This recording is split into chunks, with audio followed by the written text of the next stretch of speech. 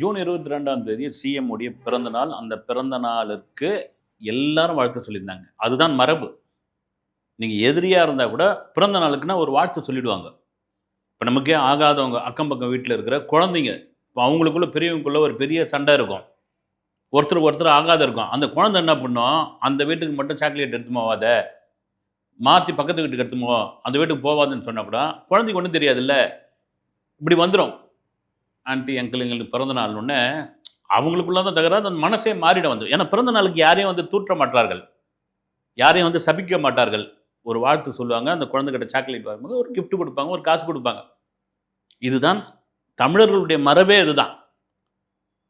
அது மாரி தான் பார்த்தீங்கன்னா, எதிர்க்கட்சி, ஆளுங்கட்சி, ஆகாத கட்சி எல்லாரும் வந்து சிஎம் விஜய்க்கு வாழ்த்து. மோடி, காங்கிரஸ் கட்சியை சேர்ந்தவர்கள், குறிப்பாக திரையுலகம் ஒட்டுமொத்தமா வாழ்த்து சொல்லியிருந்ததுங்க வந்து. தினத்தந்தி பேப்பர்ல பக்கம் பக்கமா விளம்பரம். அதுவும் என்னன்னா ஃபுல் பேஜ் ஆடு. ஒவ்வொன்றும் அவ்வளோ ரேட்டு. இதெல்லாம் மீறி நடிகர்கள், மலையாள நடிகர் மோகன்லால், கன்னட நடிகர்கள் அத்தனை பேரும் பாராட்டியிருந்தாங்க. அவங்க என்னன்னா, ஒரு நடிகர் சிஎம்மா மாறிட்டாரு. நமக்கெல்லாம் எவ்வளோ பெரிய பெருமை. நடிகர்கள்லாம் மவுசே கிடையாது. இப்பெல்லாம் மாறி போச்சுங்க. அதெல்லாம் ஒரு காலம். என்டிஆர், எம்ஜிஆர் இவங்கெல்லாம் பார்த்து கொண்டாடினாங்க. இப்பெல்லாம் மக்கள் தெளிவா இருக்கிறாங்க. இளைஞர்கள்லாம் ரொம்ப ஷார்ப்பா இருக்கிறாங்க. வந்தோமா, படத்தை பார்த்தோமா, கிளம்பி போவோமான்ற இதில் ரேஞ்சில் இருக்காங்க. அவங்கெல்லாம் யாரும் சினிமாக்காரங்கள்லாம் வந்து அப்படிலாம் பெரிய அளவில் மதிக்கிறது இல்லைங்கன்ட்டு மற்ற நடிகர்கள், மற்ற மொழி நடிகர்கள் நினைத்து கொண்டிருந்தார்கள். இதுதாங்க சத்தியமான உண்மை. அதையெல்லாம் தவிடுபொடியாக்குனது வந்து விஜய் தான். அதில் மாற்று கருத்து கிடையவே கிடையாது. அதனால தான் பார்த்தீங்கன்னா, தமிழ்நாட்டில் இருக்கிற எல்லா நடிகர்களும் சிஎம் ஆகணும்னு ஆசைப்பட்டாங்க இப்போ. மொத்த பேரும். நான் தப்பு சொல்ல. யார் வேணாலும் வாங்க அரசியலுக்குள்ள, யார் வேணாலும் சிஎம் ஆகணும் கனவு கழுங்க. உங்களுக்கு அதுக்கான உரிமை இருக்குது. ஆனால் உங்களுக்கு அதற்கான தகுதி இருக்கிறதா என்பது தான் ரொம்ப முக்கியமான ஒரு விஷயம். சரி, அது இப்படி ஓரம் கட்டுங்க. 2 பேர் சிஎம் விஜய்க்கு வாழ்த்து சொல்லவில்லை அப்படின்னு தான் வந்து பேசும் பொருளா, நேத்துலேருந்து பேசும் பொருளா மாச்சு. அதில் ஒருத்தர், எப்பா இவங்க என்ன வாழ்த்து சொல்ல போறாங்க, எந்த மாதிரியான பதிவு போட போறாங்க, அந்த பதிவு எந்த மாதிரியான ஒரு சர்ச்சையை உண்டாக்க போகிறது அப்படின்ற அளவுக்கு காத்துக்கிட்டு இருந்தாங்க. 23ஆம் தேதி வரைக்கும் காத்துக்கிட்டு இருந்தாங்க. ஆனால் எதுவுமே போடல. திடீர்னு பார்த்தீங்கன்னா அவங்க அன்ஃபாலோ பண்ணிட்டாங்க விஜயை அப்படின்ற ஒரு தகவல் பெருந்தகவல் ஆயிடுச்சு. அது வந்து த்ரிஷா. இன்னொருத்தர் சூப்பர் ஸ்டார் ரஜினிகாந்த் அவர்கள், நான் விஜயை பார்த்துலாம் பொறாமப்படலைங்க. இதில் போய் என்ன இருக்குது பொறாமப்படுறதுக்கு? என் வயசு என்ன, அவர் வயசு என்ன? ஒரு பெரிய தலைமுறை இடைவெளியே இருக்குது வந்து. அதெல்லாம் ஒன்றும் கிடையாது. நான் யாருடைய பதவியேற்பு விழாவுக்கு நான் போனதே கிடையாது. நான் கலைஞர் அவர்களுடைய பதவியேற்பு விழா கூட போல. அதுக்கப்புறம் அவர் கூட்டம் அமைச்சிருந்தாரு. நான் போயிட்டு அவரை போய் நான் வரட்டுமான்னாரு. இல்லை, நானே போய் பார்க்குறேங்கன்ட்டு பார்த்தேன் நான். மற்றபடி நான் யாருக்கும் போனது கிடையாது. எனக்கு என்னங்க வந்து விஜய் சிஎம் ஆனதில் எனக்கு என்னங்க அப்படின்னு இந்த போயஸ் கார்டன் அவர் வீட்டு முன்னாடி நின்று செய்தியாளர்களிடம் கலந்த சில நாட்களுக்கு முன்னாடி வந்து ரஜினிகாந்த் அவர்கள் ஒரு பேட்டி கொடுத்திருந்தாரு. அதில் அந்த ஸ்பீடு, அந்த பதட்டம் எல்லாமே இருந்தது. நிறைய பேர் கூட சொன்னாங்க வந்து, இல்லைங்க உள்ளுக்குள்ள அவருக்கு வந்து ஒரு பொறாமை இருக்குதுங்க. 96ல் அப்படியே லட்டு மாதிரி தூக்கின்னு வந்து இந்த சிஎம் நாற்காலியில் நம்ம கையில் கொடுத்தாங்க. அந்த நாற்காலியை தூக்கி அப்படி கீழே போட்டு உடச்சி விட்டோமே அப்படின்ற வருத்தம் இன்னும் அவருக்கு இருக்குது வந்து. அதான் 30 வருஷமா 25 வருஷமா நீங்க வரன்னு சொல்லிட்டு ஒரு பெரும் கூட்டத்தை ஏமாற்றிட்டீங்களே ரஜினி சார் அப்படின்ற ஒரு குரல் ஒரு பக்கம் ஒழிச்சா கூட, அவருடைய பழைய வீடியோ எடுத்து இப்போ கட் பண்ணி போட்டுட்டு இருக்காங்க. 2002லயும் 3லயும் பேசியிருக்காரு. நான் 2000ல் தான் அரசியலுக்கு வரணும்னு நான் முடிவு பண்ணேன். 96, 94லாம் முடிவு பண்ணலைங்க. சும்மா நீங்களா 25 வருஷமா வரேன்னு சொல்றீங்க, 30 வருஷமா வரேன்னு சொல்றீங்களா, அதெல்லாம் சும்மாங்க அப்படின்னாரு. ஆனால் 2003னா கூட ஆகிப்போச்சு வந்து, 20 வருஷத்துக்கு மேலே ஆயிடுச்சு வந்து. ஆனால் அறிவிச்சிட்டாரு அவர், கோவிட்டுக்கு பிறகு அரசியலுக்கு வரலன்னு அறிவிச்சிட்டாரு.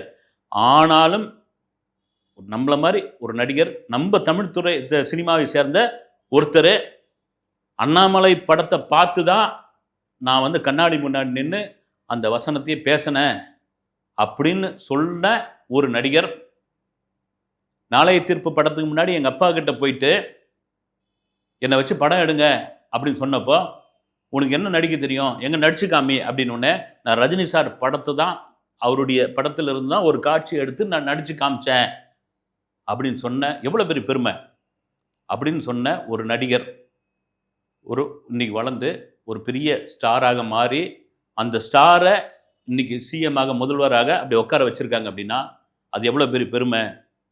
ஒரு வாழ்த்து சொல்லியிருக்கலாமே, ஒரு வாழ்த்து போட்டிருக்கலாமே, எல்லாத்துக்கும் ஒரு வீடியோ போடக்கூடியவர் தானே ரஜினிகாந்த் அவர்கள்.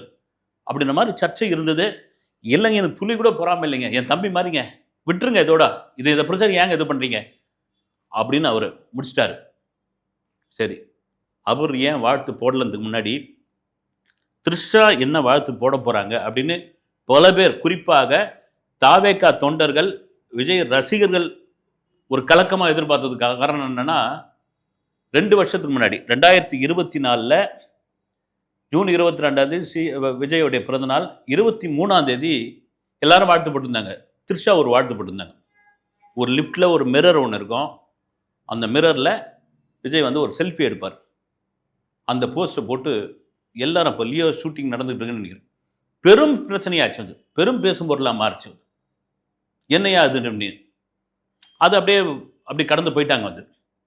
ஆனால் செங்கல்பட்டு கோர்ட்டில் சங்கீதா அவர்கள் விவாகரத்து மனு தாக்கல் பண்ணியிருந்தாங்க. அதில் அவங்க குறிப்பிட்டிருந்ததுன்னா, ஒரு நடிகையுடன் திருமணத்தை மீறிய உறவில் என் கணவர் இருக்கிறார், அவங்க அடிக்கடி வெளிநாட்டுக்கு போகிறாங்க, அவர் குடும்பத்தையே கவனிக்கிறதில்ல, என் பிள்ளைங்களை கவனிக்கிறதில்ல, சொந்த வீட்டுக்குள்ளேயே என்னை விடமாட்டேன்றாருன்னு அந்த மனுவில் குறிப்பிட்டிருந்தது. ஒரு பெரும் பிரச்சனையாச்சு. அது ஏன் எலெக்ஷனுக்கு முன்னாடி இந்த விவகாரத்தை கொண்டு வரீங்க? அதையே கூட விஜய் ஒரு இதில் பேசியிருந்தார், ஒரு பிரச்சாரத்தில். என்னை தேர்தல் பரப்புரைக்கு மக்களை சந்திக்கிறது விடாமல் சூழ்ச்சி பண்ணுறீங்க, பர்சனலாக அட்டாக் பண்ணுறீங்க, என் படத்தை வெளிவிடவா அதையும் பண்ணுறீங்க, என்ன பண்ணாலும் ரைட்டுங்க, நான் எல்லாத்தையும் பார்த்துக்கிறேன். இந்த பர்சனலாக அட்டாக் பண்ணுறீங்க அப்படின்ற ஒரு விஷயம் இதுதான் விஜய் சங்கீதா விவாகரத்து. அப்புறம் பார்த்தீங்கன்னா, த்ரிஷா மற்றும் பெருசா பேசினாங்க. ஒரு கல்யாண விழாவுக்கு அந்த பேசிக்கிட்டே இருக்கும்போது திடுதிப்புன்னு விஜய் கூட்டின்னு வந்துட்டார். மீடியாக்கள்லாம் எழுதுனாங்க. ரசிகர் மத்தியில் ஒரு பெரிய கொந்தளிப்பு ஏற்படுத்த போது, அவர் அரசியல் வாழ்க்கைக்கே ஒரு சறுக்கலை உண்டாக்க போது, மக்கள் எல்லாம் பார்த்தீங்கன்னா ஒருவனுக்கு ஒருத்தின் தான் வாழ்ந்துகிட்டு இருக்காங்க, அவங்க எல்லாம் விஜய்க்கு எதிராக ஓட்டு போட போகிறாங்க, இப்படியா சொல்லிட்டு இருந்தபோது, ஒரு பட விழாவில், ஒரு திருமண விழாவில் கூட பார்த்தீங்கன்னா இயக்குனர் பாலா, சமுத்திரக்கனி இவங்கெல்லாம் அப்படி நின்றுக்கிட்டு பேசிக்கிட்டு இருப்பாங்க. அந்த வீடியோ வந்தது. எதுக்குங்க இவருக்கு என்னவங்க பண்ண மக்கள்லாம் என்னங்க முட்டாளா? அவ்வளோ பேர் சேர்ந்து வண்டி பின்னாடிலாம் ஓடுறாங்க, கூட்டம் கூட்டமாக வராங்க, எப்படிங்க நீங்கள் இந்த கல்யாணத்துக்கு அவங்கள கூட்டின்னு வரலாம் அப்படின்ற மாதிரி ஒரு கேள்வியை அவங்க முன் வச்சாங்க. அப்புறமா தேர்தல் ரிசல்ட் வந்தது. ரிசல்ட் வந்தவுடனே பெருவாரியான இடங்கள், பெருவாரியான வாக்குகள் வித்தியாசம் அப்படின்னு ஒன்று யாருமே எதிர்பார்க்கல. அத்தனை பேரும், பெரும்பான்மையானவர்கள் நீலாங்கரை, விஜயோடைய நீலாங்கரை வீட்டு முன்னாடி குவிஞ்சாங்க. அப்போ ஒவ்வொருத்தரும் முக்கியமான ஆட்கள்லாம் உள்ளே விட்டுக்கிட்டே இருந்தாங்க. அப்போ தான் த்ரிஷாவுடைய கார் போனேன், த்ரிஷாவுடைய கார் போகுது, எல்லாரும் மீடியாலாம் கேமராலாம் திருப்புங்கன்னு அப்படி திருப்பினாங்க. சரி, கார் போட்டங்களேன், உள்ளே அனுப்பிச்சிட்டாங்க. அப்போ நாஞ்சில் சம்பத் வந்தார், அவர் கார் உள்ளே அனுப்பலை, அது என்ன காரணம்னு தெரியல, திருப்பி அனுப்பிச்சிட்டாங்க. த்ரிஷாவை வீட்டுக்குள்ளே விட்டார் விஜய். வெற்றி பெற்ற உடனே நாஞ்சில் சம்பத் அவருக்காக எவ்வளோ குரல் கொடுத்துருந்தாரு, மேடையாக கத்தி பேசியிருந்தாரு, அவர் காரை உள்ளே விடல, பார்த்தீங்களா, திருப்பி அனுப்பிச்சிட்டாங்க. இப்படியா அது. அப்புறமா பதவியேற்பு விழா நேரு ஸ்டேடியத்தில் நடந்தப்போ த்ரிஷா வந்த உடனே எல்லா கேமரா திருப்புங்க கேமரா திருப்புங்கன்னு. அப்புறம் அவங்க என்ன புடவை கட்டிட்டு வந்திருக்காங்க, என்ன மேக்கப்போட வந்திருக்காங்க, அவங்க பார்த்தீங்கன்னா ஏதாவது வாழ்த்து செய்தியை சின்ன ஏதாவது அடையாளமாக ஒரு சிம்பிளாக அவங்க வெளிப்படுத்துகிறாங்களா, இப்படிலாம் கூட பார்த்துட்டு இருந்தாங்க. அப்புறம் சோபா சந்திரசேகர் அவர்களுடைய காலில் விழுந்து ஆசீர்வாதம் வாங்கிட்டாங்க. என்னங்க இது அப்படிலாம் பேசிகிட்டு இருந்தாங்க. இன்னும் ஒரு படி மேலே போய் இப்போ வரைக்கும் இருக்கிற ஒரு விஷயம் என்னென்னா, திருச்சி கிழக்கு தொகுதியுடைய வேட்பாளர் த்ரிஷா தாங்க பாருங்கள், தாவேகா வேட்பாளர், இது நடக்கதா இல்லையான்னு பாருங்கள் அப்படிலாம் சொல்லிட்டு இருந்த பொழுது, இந்த பிறந்த நாளுக்கு என்ன ஏதாவது ஸ்டில் எடுத்து போட போகிறாங்களா, ஏடாகுடமான ஏதாவது ஒரு பதிவு இது பண்ண போகிறாங்களான்னு பார்த்தா, எந்த வாழ்த்து சொல்ல அப்பாடா பல பேர், குறிப்பாக விஜயோடைய ரசிகர்கள், தாவேகா தொண்டர்கள், போதண்டா சாமி நீ கம்முன்னு இருக்கிறியாமா அப்படின்னு திடீர்னு பார்த்தா அன்ஃபாலோ பண்ணிட்டாங்க. யாரை? சிஎம் விஜய் அவர்களை சோஷியல் மீடியாவில் அன்ஃபாலோ பண்ணிட்டாங்க த்ரிஷா. அதுக்கான காரணம் என்னன்னா, விஜய் சங்கீதா அவர்களுடைய விவாகரத்து விஷயம் வந்து 2 பேரும் அண்டர்ஸ்டாண்டிங்காக பேசி ஒரு சமாதானத்துக்கு வந்து நம்ம குழந்தைங்க பெருசாகிட்டாங்க. நானும் ஒரு பெரிய நிலைமையில் இன்றைக்கி வந்து கிட்டத்தட்ட 8 கோடி மக்களுடைய ஒரு பிரதிநிதியாக ஒரு தலைவனாக நான் இருக்கிறேன். 1,72,00,000 வாக்காளர்கள் எனக்கு வாக்களிச்சிருக்காங்க. சமூகத்தில் ஒரு முக்கிய அந்தஸ்தில் இருக்கிற இந்த நேரம் இது தேவையான்னு பேசி முடிச்சு அவங்க ஒன்றாயிட்டாங்கன்னா சந்தோஷமான ஒரு விஷயம் இங்கே வந்து வரவேற்கக்கூடிய ஒரு விஷயம். நீரடித்து நீர் விலகாது அப்படின்வாங்க. அது மாதிரி ஒரு ஒரு குடும்பத்தை யாரும் பிரிக்கணும், கெடுக்கணும், கோர்ட்டே கூட குடும்ப நல கோர்ட்டு கூட போனவொடனே டைவர்ஸ் தூக்கி கையில் கொடுத்துட மாட்டாங்க. அவங்களுக்கு வந்து பேச வைப்பாங்க, கவுன்சில் கொடுப்பாங்க, மறுபடியும் அவங்கள வந்து சந்திக்க வைப்பாங்க. ஏதாவது ஒரு வகையில் இவங்க ஒன்று சேர்ந்துருவாங்களான்னு. ஏன்னா ஆயிரங்காலத்து பயிர்னு அதுக்காக தான் சொன்னாங்க. இன்னைக்கு சிஎம் விஜயாக ஒரு பெரிய அந்தஸ்தில் இருக்கார். எதிர்கட்சிகள் ஏதாவது ஒன்று சொல்லி அவரை விமர்சனம் பண்ணணும், அவருடைய இமேஜை டேமேஜ் ஆக்கணும்னு காத்துக்கிட்டு இருக்காங்க. ரைட்டு, சமாதானம் ஆயிட்டாங்க. கணவன் மனைவி தானே. அந்த கோபத்தில் தான் த்ரிஷா அன்ஃபாலோ பண்ணிட்டாங்கன்னு அது ஒரு பக்கம் ஓடிக்கிட்டு இருக்கு. வார்த்தையே சொல்ல இல்லைங்களா, கம்முன்னு விடுங்க அதோட. சரி, இந்த பக்கம் ஏங்க ஊரே உலகமே வந்து சிஎம் விஜய்க்கு வாழ்த்து சொல்லியிருக்குது. சூப்பர் ஸ்டார் ரஜினிகாந்த் ஒரு வார்த்தை, நீங்கள் அதுக்கு முன்னாடிலாம் வாழ்த்து வந்து ஏதாவது வந்து இதில் அடித்து ஃபேக்ஸில் அனுப்பணும், இல்லைனா எழுதி ஏதாவது பத்திரிகைகளுக்கு ஒவ்வொரு பத்திரிகைகளுக்கும் பிஆர்ஓ மூலிமா கொடுத்து அனுப்பணும். இப்போ தான் இருக்குது, சோஷியல் மீடியா இருக்குது, ஒவ்வொருத்தருக்கும் ஒரு அட்மின் இருக்காங்கல்ல. சும்மா 2 வரி, தம்பி விஜய்க்கு என்னுடைய பிறந்தநாள் வாழ்த்துக்கள். சரி, தம்பி விஜய்னு சொல்ல வரலையா, தமிழக முதலமைச்சர் ஜோசப் விஜய் அவர்களுக்கு என்னுடைய பிறந்தநாள் வாழ்த்துக்கள். ஏன்னா அவரே தான் சொன்னார், ஒரு 6 மாதம் டைம் கொடுங்க, இல்லை கிட்டத்தட்ட ஒரு 1.5 வருஷம் டைம் கொடுங்கன்னாரு. இப்பயே விமர்சனம் பண்ணாதீங்க, கொஞ்சம் காலம் தானே ஆகுது, இதுக்குள்ளே எல்லாத்தையும் மாற்றத்தை பண்ணிட முடியாது, அவருக்கும் டைம் கொடுங்க, அவரும் பண்ணணும்ல அப்படின்னு. ஆனால் அது வெறும் உதட்டளவு தானா? உள்ளுக்குள்ளே ஒரு குமரல் இருக்கா? எனக்கு பெரிய ஆச்சரியமாக இருக்குது. வந்து என்னென்னா பொதுவாக சொல்லுவாங்க இல்லைங்களா, ஒரு லெவல் அடைஞ்ச பிறகு அவருடைய தத்துவ பிறகு சொல்லும்போது ஒரு கட்டத்தை அடைஞ்ச பிறகு, ரஜினிகாந்த் அவர்கள் பார்க்காத வெற்றி கிடையாது, பார்க்காத புகழ் கிடையாது, இன்னும் அந்த புகழில் தான் இருக்காது, பார்க்காத செல்வம் கிடையாது. ஒரு கட்டத்தில் நடிக்க வந்து ஒரு குறிப்பிட்ட கட்டத்தில் வந்து இந்த புகழோடைய வெளிச்சம் என்னால் தாங்க முடியல சார், நான் வந்து சன்னியாசம் போயிடுறேன்னு கே பாலச்சந்தர் அவர்களிடம் கேட்ட பொழுது, ரஜினி உன்னுடைய லெவலே வேற, இது அப்படிதான் இருக்கும், சினிமா அப்படிதான், இந்த புகழ் அப்படிதான் இருக்கும், இதெல்லாம் அனுபவி, இதை ரசி, இதை கொண்டாடு, இந்த மக்களை பாரு அப்படின்னு சொல்லி அவர் தான் திரும்பவும் அவருக்கு ரீஎன்ட்ரியாக நடிக்க வச்சவர். எதுக்கு சொல்கிறேன்னா, இந்த உச்சத்தெல்லாம் பார்த்தவர். அதனால தான் அவர் வந்து தியானம், யோகா, இமயமலை பயணம் இதெல்லாம் போயிட்டு இருக்காருன்னா அதான் காரணம். ஆனால் அவருடைய மனசுக்கு ஏன் விஜயை வந்து ஒரு போட்டியாளராக நினைக்கிறாரு அப்படின்னு பல பேருடைய கேள்வியாக இருக்குது.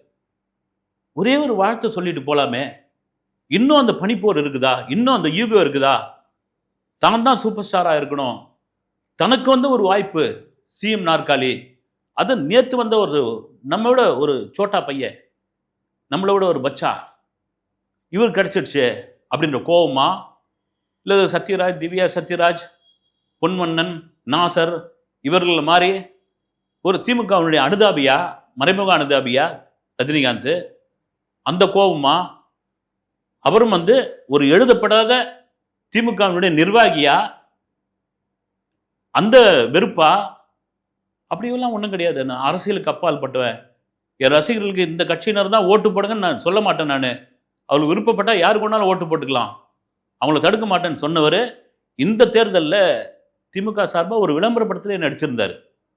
அப்போ அந்த கோபம் தான் காரணமா?